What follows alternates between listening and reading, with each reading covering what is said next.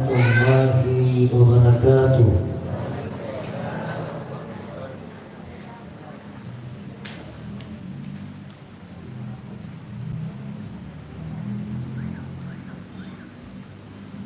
Innal hamdalillah nahmaduhu ala nasta'in ala umuri dunya waddin. Allahumma salli wa sallim ala sayyidina Muhammadin wa ala ali sayyidina Muhammad. Inna Allaha wa malaikatahu yusalluna ala nabi ya ayyuhalladzina amanu sallu alaihi wa sallimu tasliman. Amma ba'd. Ayolah hadirun yang sama-sama mendapat rahmat inayah dari Allah Subhanahu wa taala. Sebab di hari ini, di malam Senin ini, banyak kenikmatan yang Allah berikan, yang Allah cucurkan, yang Allah titipkan di dalam sanubari kita. Berharap dan bermunajatlah agar kenikmatan, kesempatan iman sehat yang bersarang di sanubari kita itu bisa kekal hingga di esok harinya nanti. Amin, amin, Allahumma amin. Di hari ini kita akan mengangkat satu hadis tentang merdekakah kita. Jadi dalam hadis ini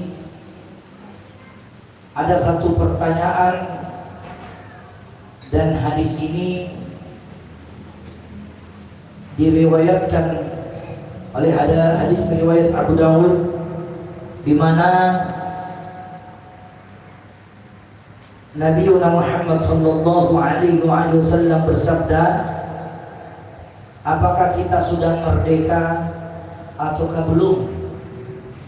Ini pertanyaan Nabi. Merdeka yang dimaksud apa?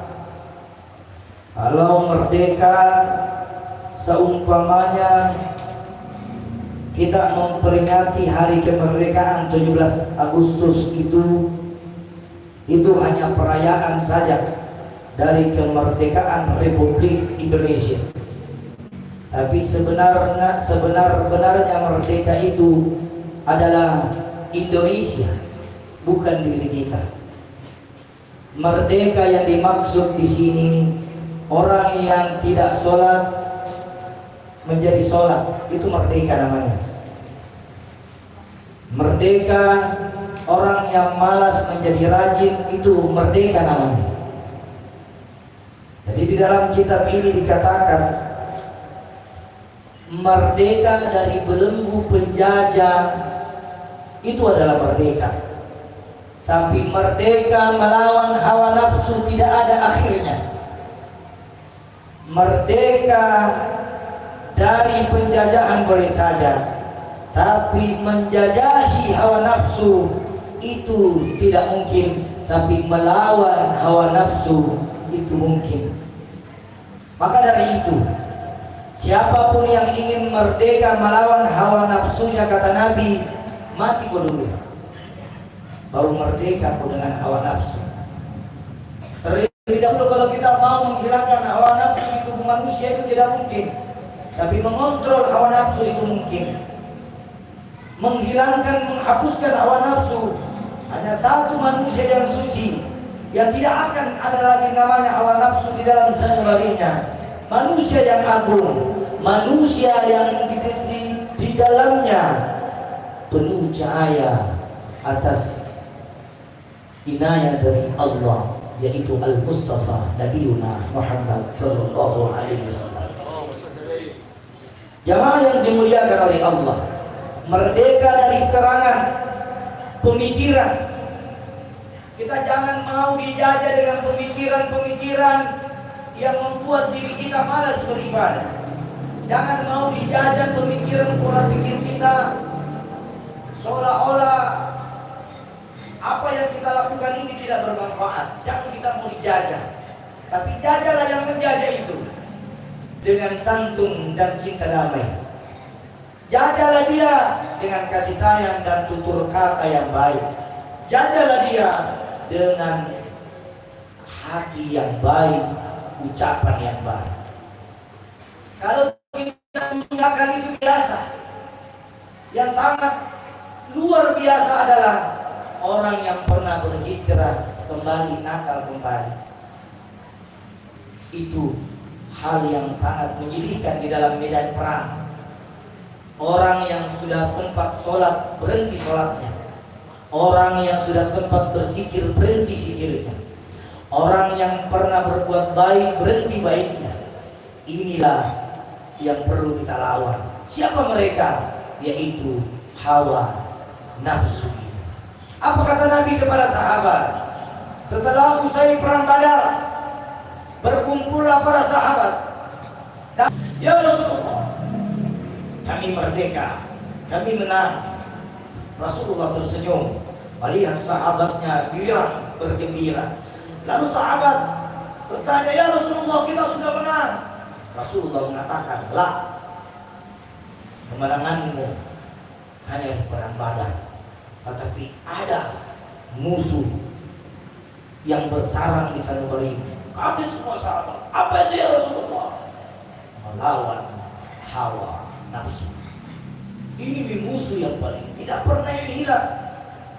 Kita mau obati hawa nafsu tidak bisa. Caranya mengobati hawa nafsu itu dengan duduk bersama orang-orang yang mengingatkan. Caranya dengan sholat, lawan hawa nafsu itu dengan sholat, zikir. Lawan hawa nafsu itu dengan berdoa. Itu pun juga hawa nafsu tidak akan berhenti ketika kau sholat. Hawa nafsu tetap berserang, hawa nafsu tetap menyerang dimanapun. Baik kau mengucapkan takbir Allahu Akbar, hawa nafsu datang menggoda kalian untuk menghilangkan kekusukan sholatmu. Ketika kau membaca Ummul Quran, datang hawa nafsu lagi mengatakan, mengganggu konsentrasi, membuat hafalan yang kau sudah hafal menjadi lupa. Itulah semua serangan-serangan hawa nafsu yang merajalela di dalam satu hari kita. Nauzubillahi min dzalik. Hawa nafsu, kemerdekaan yang kita raih setiap 17 Agustus itu kemerdekaan Indonesia. Kemerdekaan rakyat Republik Indonesia sebenarnya belum merdeka, hanya Indonesia yang merdeka. Boleh saja kita tidak melihat peperangan yang meletus di sana dan di sini.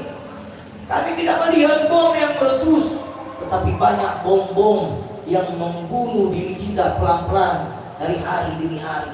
Itu lebih dahsyat. Kalau kita diperangi itu biasa. Diperangi dalam terang-terangan itu adalah gentleman namanya, satu lawan satu. Tapi kalau kita diperangi dalam keadaan sembunyi-sembunyi, itu yang bahaya. Kita dijual, kita ini punya utang, banyak kita punya utang. Tidak ada orang yang tidak berutang. Saya punya utang, kalian punya utang. Utang apa?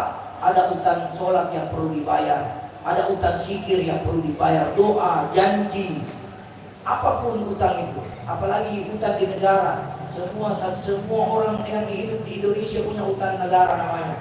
Satu orang itu kalau tidak salah, baru-baru saya lihat artikel 7 juta satu orang utang setiap hari. Bisa dibayar? Jawabannya bisa. Kalau kita belanja di Alfamart dipotong itu PPN-nya. Kita jual rumah sendiri bayar juga BPHTW-nya. Kita jual motor kena lagi pajak. Jual rumah kena pajak. Semua di mana-mana pajak. Bensin pajak, parkir pajak. Dipajaki semua. Tidak ada yang gratis. Ya, kecuali bensin sembunyi-sembunyi. Jangan gratis. Semua bayar. Tidak ada yang gratis. Maka dari itu, dalam hadis dari Muhammad SAW, merdeka dari penjajahan ekonomi. Kita sudah merdeka atau tidak? Belum. Ekonomi kita ini terpuruk. Kalau kita melihat ekonomi kita sekarang, Apalagi dengan naiknya BBM, gaji tetap tidak naik. Naik BBM, gajinya masih itu saja. Ya. Yang pakai Pertamax harganya sudah berapa? Pakai Pertalite. Tapi jangan. Dengan naiknya BBM, iman kita juga goyang. Tidak. Terus berusaha. Pasti ada jalan yang Allah berikan. Kalau kita masih dijajah seperti itu. Terus penjajahan berikutnya.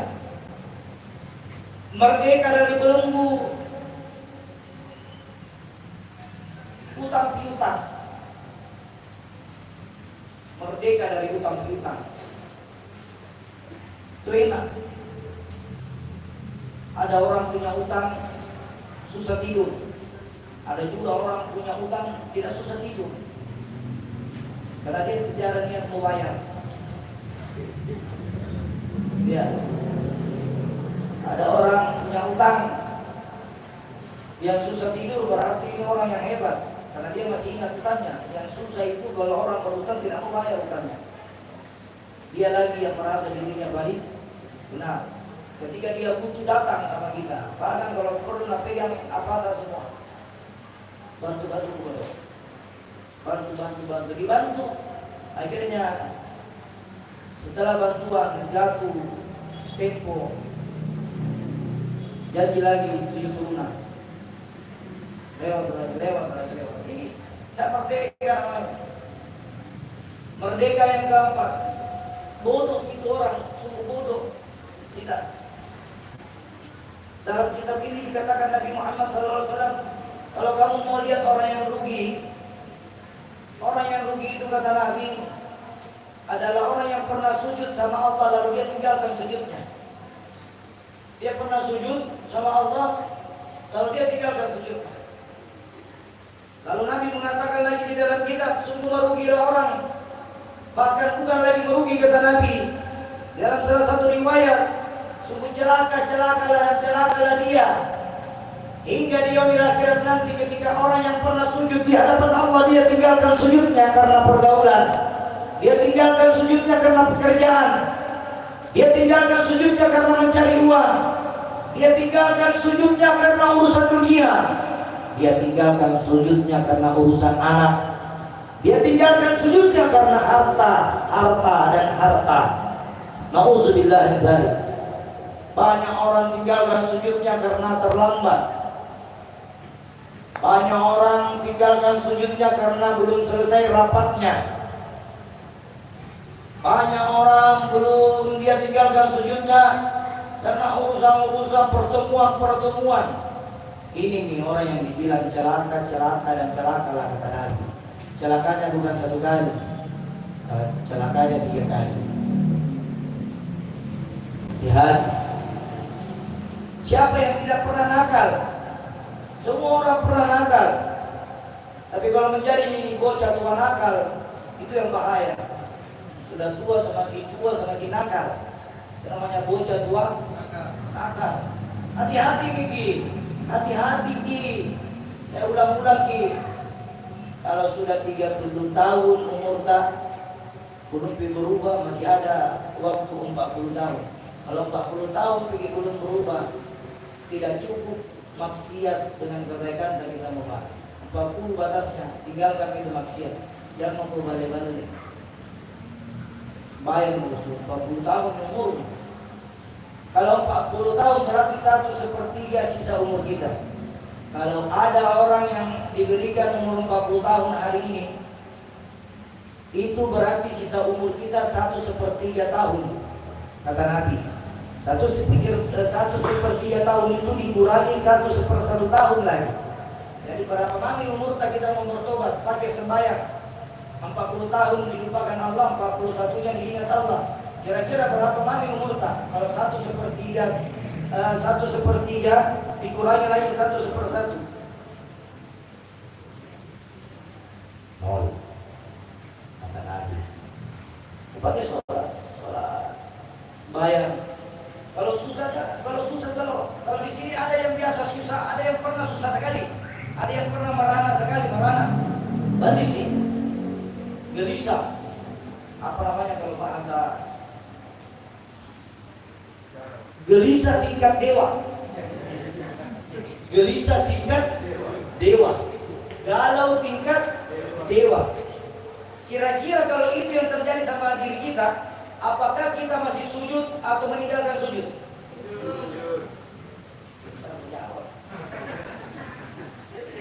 Sujud. Katanya ya. Jawabannya mudah-mudahan. Amin. Kalau kita susah, kalau kita gelisah tingkat dewa, susah tingkat dewa, merana tingkat dewa, kecewa tingkat dewa, obatnya minuman keras atau air wudhu? Hah?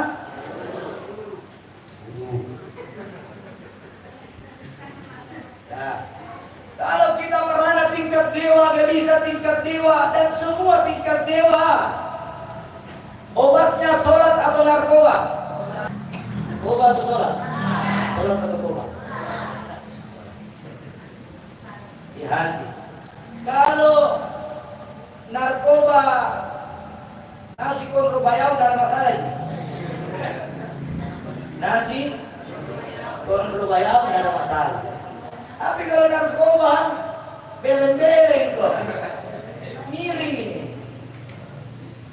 Saya tahu dan ciri-ciri orang itu. Saya tahu orang yang sudah kenyang atau dengan yang sudah lapar. Sementara dulu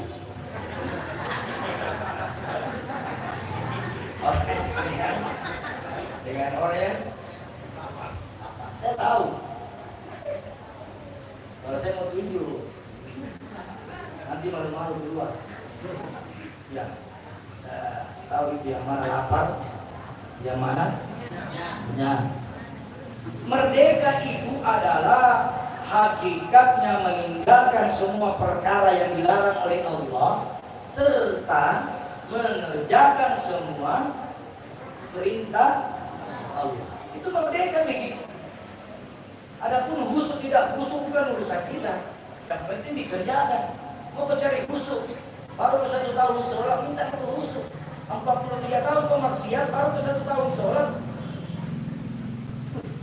Bilang kau kayak ulama diri. Ya kan? Sombong. Ada istilah tentang narkoba. Nanti saya kirim. Itu narkoba. Hindari narkoba, dekati agama. Hindari narkoba, dekati agama. Apa maksudnya? Kalau orang-orang kecanduan narkoba, kecil obatnya. Caranya dekati agama. Dekati itu orang-orang baik. Kalau kamu mau berhenti narkoba tapi temanmu masih pakai narkoba, pasti nggak telepon kau lagi. Gimana kau bro? Masih ada 1 kisah ini. Di mana kau? Masih ada 1 lenting. Masih ada 1 biji obat. Sayang. Masih ada ini yang kordian. Yang kau kudu bayar, gampang nanti gaduhan kau bayar. Itu teman itu. Tidak ada orang normal bukannya orang pakai narkoba. Ada orang pakai narkoba, efeknya paranoid, ketakutan, sebut polisi takut. Ada orang, jadi itu orang hisap ganja macam-macam juga. Ada orang hisap ganja lapar terus bawaannya. Ada orang hisap ganja takut bawaannya, parno. Estesi bagaimana ciri-ciri estesi itu salah dengar musik, goyang-goyang, biar langsung goyang tonjik. Itu orang minum obat-obat. Kalau sabu-sabu bagaimana? Sabu-sabu itu bawaannya susah tidur.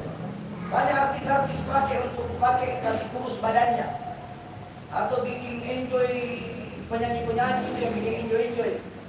Bukan itu sebenarnya. Kalau mau bagus suaramu sebenarnya, gigi-gigi lidahmu. Betul obatnya tuh. Saya setiap pagi gigi-gigi lidah. Itu obatnya tuh kalau mau suara bagus. Jangan coba-coba kalau bukan penyanyi. Yang penyanyi sakit itu rasanya karena yang penyanyi jadi gigi-gigi lidah.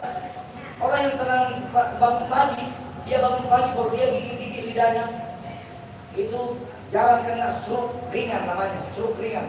Orang yang biasa kena stroke ringan itu kan biasa miring mukanya ini kenapa? Karena dia tidak rajin lidahnya. Gigi-gigi jangan dikasih keluar seperti selfie. Itu dilarang di dalam agama. Orang yang suka foto-foto selfie kasih keluar lidahnya seperti apa? Bukan saya bilang. Jadi kalau foto jangan kasih keluar lidah. Tapi kalau mau digigit kasih keluar lidah karena urusan terapi, silakan. Ya, gigit. Begini. Dan itu lidah enak kalau makan coto pakai lidah. Luar biasa. Dan juga sakit itu lidah kalau kita gigit. Sakit sekali. Ada orang pernah mengunyah dan gigit lidahnya itu sakit. Kalau dia gigit. Jadi lidah itu paling enak dan juga paling sakit kalau kebetulan kita gigit lidah sendiri. Kalau lidahnya orang dimakan enak. Iya. Kalau lidahnya orang dimakan enak, lidahnya sapi enak, lidahnya kambing enak, lidah buaya saja tidak enak. Hati-hati. Lidah buaya yang tidak merdeka Ki. Sekarang merdeka. Bodoh, rugi kita. Kalau kita mau tinggalkan tempat-tempat begini. Keliling di Kota Makassar, berapa di tempat-tempat begini yang kita mau satu minggu dulu di sini, butuh atau datang. Bukan di sini, di sana. Butuh saudara. Kalau kata yang hari Minggu itu alas yang loyos. Banyak yang komen di grup. Sakit itu, sakit kepala aku, maciki, sakit perut, wajar keluargaku. Kok begini? Banyak alasan kalau disikir. Alasan. Itu weekend kita berweekend di Taman Surga. Apa itu weekend Taman Surga? Datang zikir setiap hari weekend. Datang zikir hari ini. Datang zikir. Itu kalau orang Makassar susah nonton dipanggil zikir. Diundang kami. Diundang kami. Disuruh kami sembahyang. Sudah sembahyang makan. Sudah makan pulang. Tidak ada susahmu. Kalau kau datang zikir, tidak ada orang rugi pergi zikir. Kalau kita di daerah Jawa di sana, daerah Jawa, kalau di Semarang zikir, dari berbagai macam daerah di sekitar Semarang naik mobil treki datang. Kalau kita rumah yang dekat-dekat di sini baru di Maros, sudah bilang jauh kan? Kalau di sana itu di Jawa baru datang orang datang.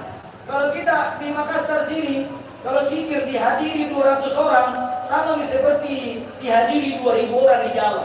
Karena saking susahnya kasih kumpul orang di Makassar. Dan anehnya, kalau di Jawa itu laki-laki rame, kalau di Makassar ibu-ibu rame. Laki-laki kurang. Iya, itu zikir. Anehnya, makanya kalau mau merdeka, awal itu zikir. Hati yang gelisah menjadi tenang. Siapa yang mengingat Allah di kala dia berdiri, insya Allah juga akan ingat di tempat yang lebih mulia dari tempat kita berdiri sekarang. Siapa yang mengingat Allah di kala kita duduk, Allah lebih mengingat kita di tempat duduk yang lebih mulia dari tempat ini. Begitu juga siapa yang mengingat Allah di kala dia berbaring, maka Allah lebih mengingat kita di tempat pembaringan yang paling mulia. Tempat duduk yang paling mulia di dunia ini di mana? Tempat berdiri yang paling mulia di mana? Di mimbar. Tempat tidur yang paling mulia di mana? Ada yang tahu? Kuburan. Kuburan itu paling mulia itu. Nanti saya bahas itu 12 perjalanan kita hidup di dunia. Ini baru 3. Ya, baru 3. Masih ada sekitar 9 perjalanan yang akan kita tempuh setelah di dunia ini. Baru 3.